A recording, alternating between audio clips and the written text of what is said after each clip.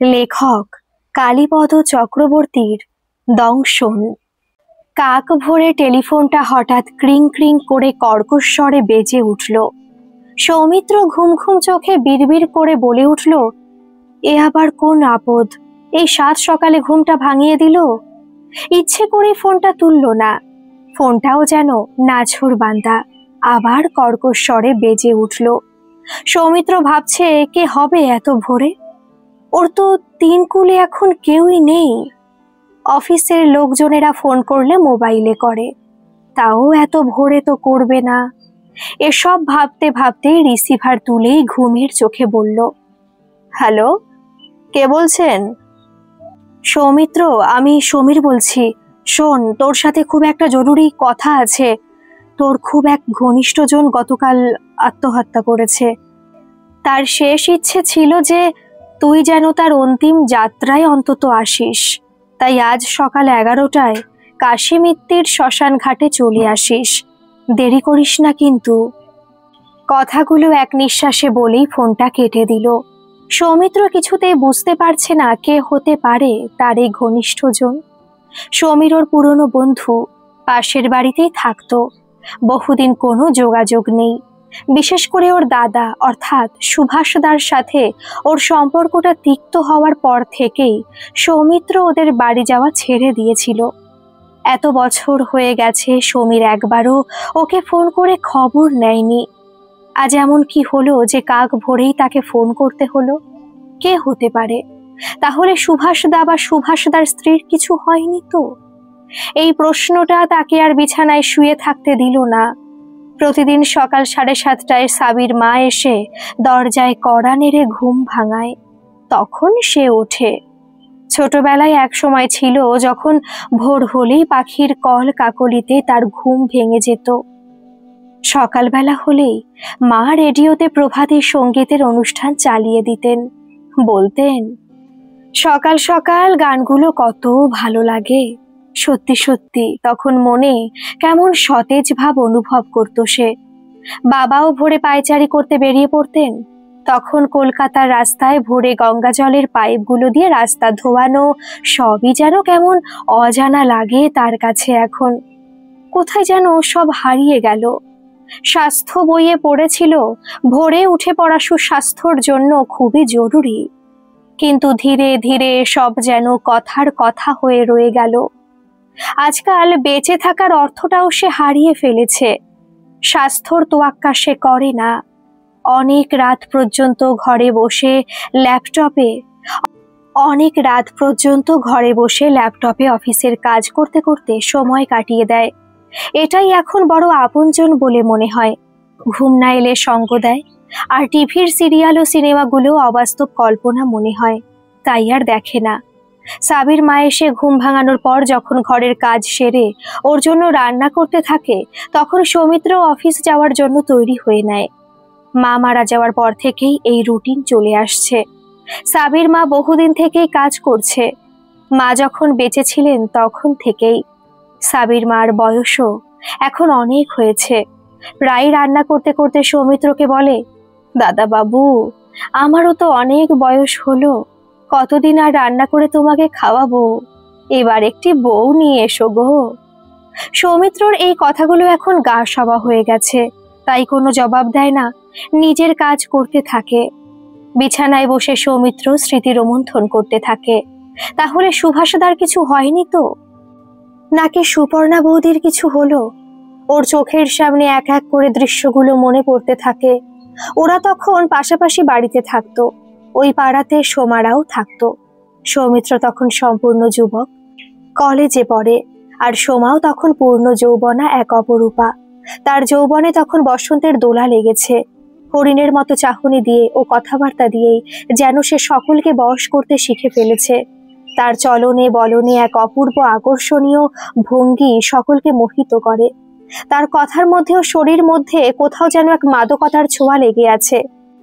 এক কথায় সে তখন আকর্ষণীয় এক সুন্দরী মন হরণকারী হরিণী।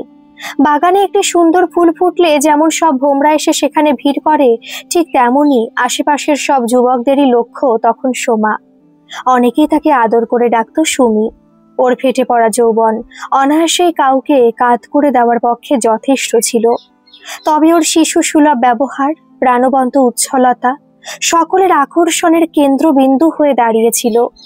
একবার মনে আছে, পাড়ার ছেলেদের দু দলের মধ্যে তুমুল মারামারি হলো। সোমাকে কেউ কুকথা বলেছে এই নিয়ে, অথচ সোমা এ ব্যাপারে সম্পূর্ণ নির্বিকার ছিল। সে কাউকেই পাত্তা দিত না। ওর চলার মধ্যে বলার মধ্যে একটা মাদকতা ছিল, যা সকলেই অনুভব করত। অনেকে উদ্গ্রীব হয়ে থাকতো ওর একটু কাছে আসতে, একটু উষ্ণ স্পর্শ ভালোবাসা পেতে, ওকে জীবন সঙ্গিনী বানাতে। সৌমিত্র এর ব্যতিক্রম ছিল না। সেও মনে মনে সোমাকে ভালোবেসে ফেলেছিল, কিন্তু প্রকাশ করতে পারছিল না। ও চিরকালই একটু স্বতন্ত্র ছিল অন্যদের থেকে।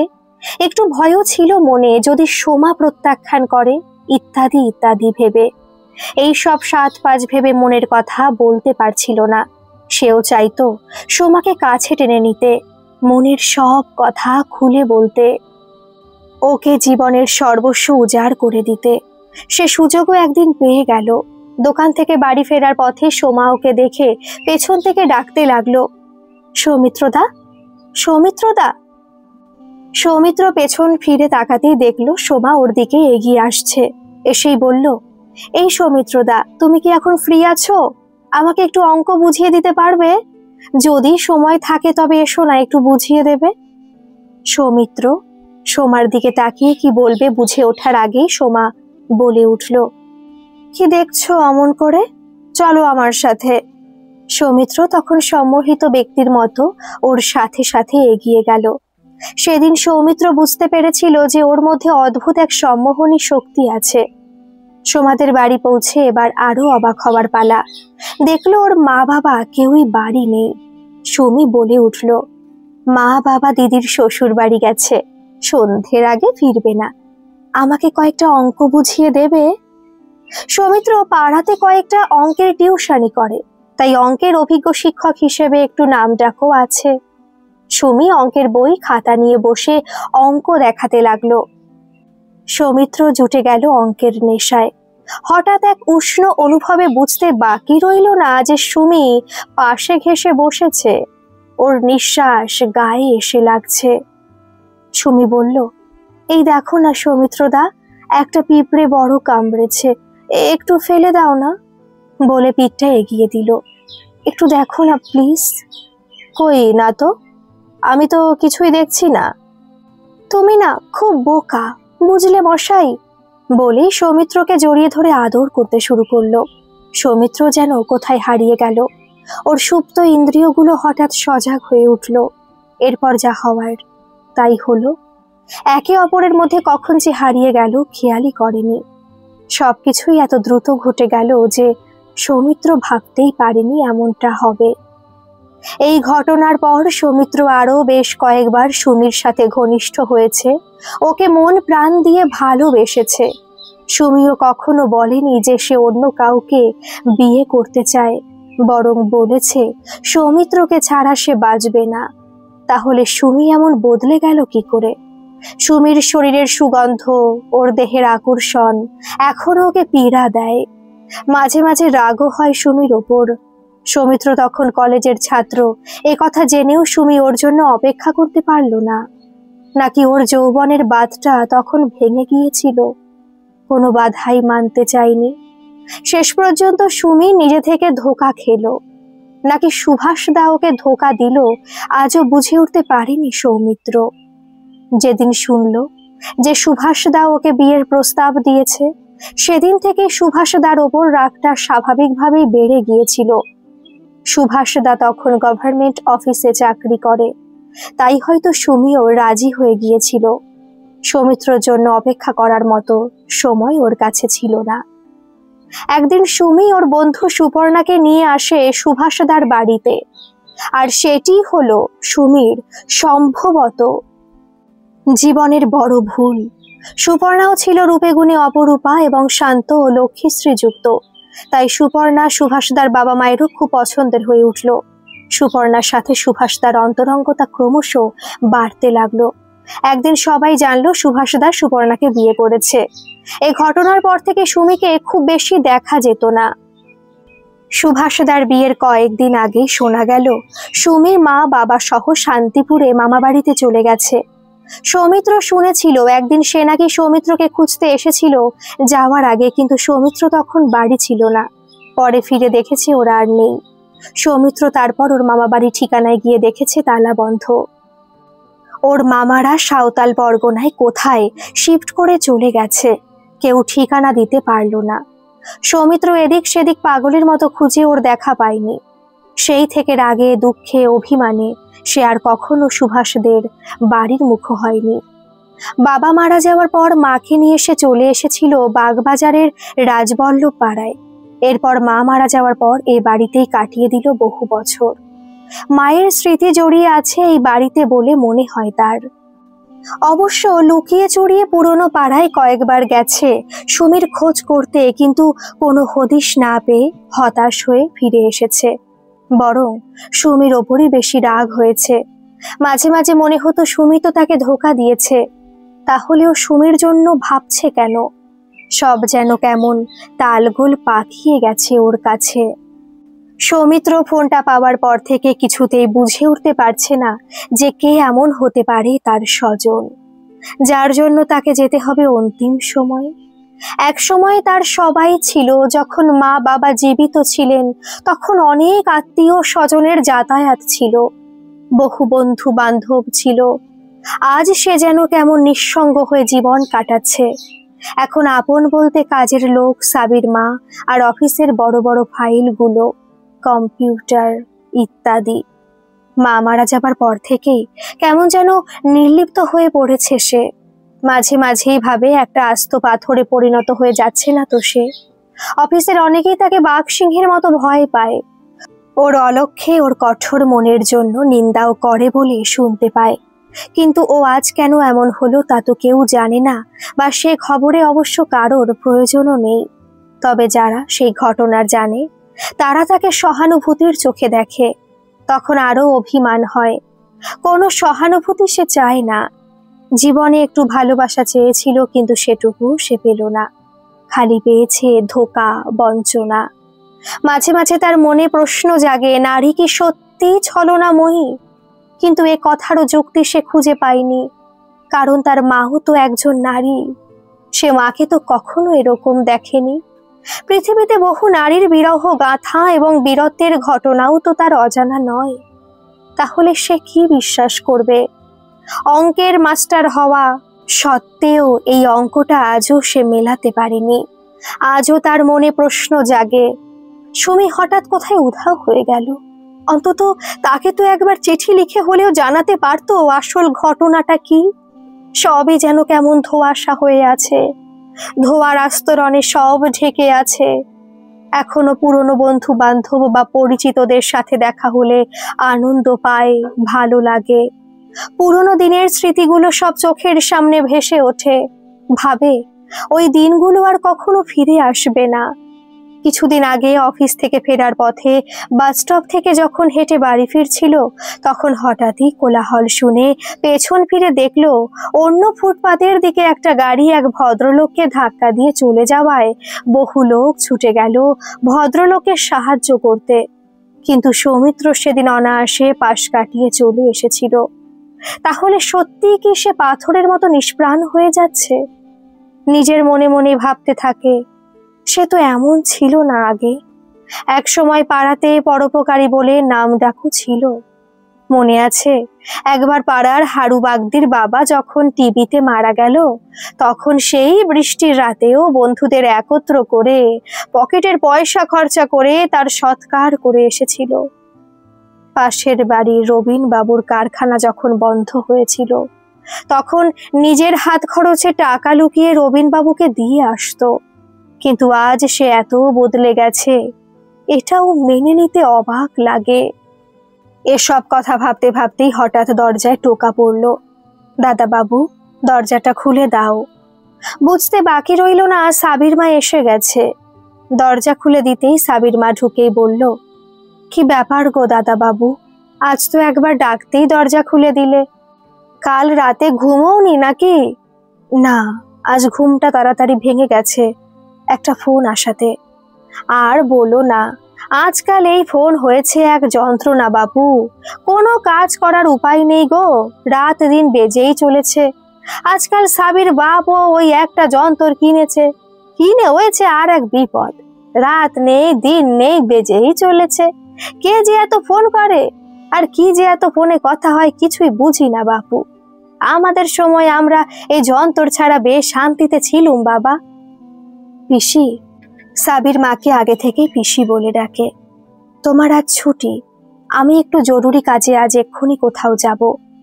আজ তাহলে বাইরে থেকে কিছু খেয়ে নিও গো, না খেয়ে থেকো না। আজ তোমার মা থাকলে তুমি কি না খেয়ে যেতে পারতে? আমি তাহলে চললুম। বলে সাবির মা চলে যায়। মার মৃত্যুর পর সাবির মার স্নেহ মমতা মাঝে মাঝেই মায়ের কথা মনে করিয়ে দেয় তাকে। সৌমিত্র অফিসে ফোনে জানিয়ে দেয় আজ সে অফিসে যাবে না।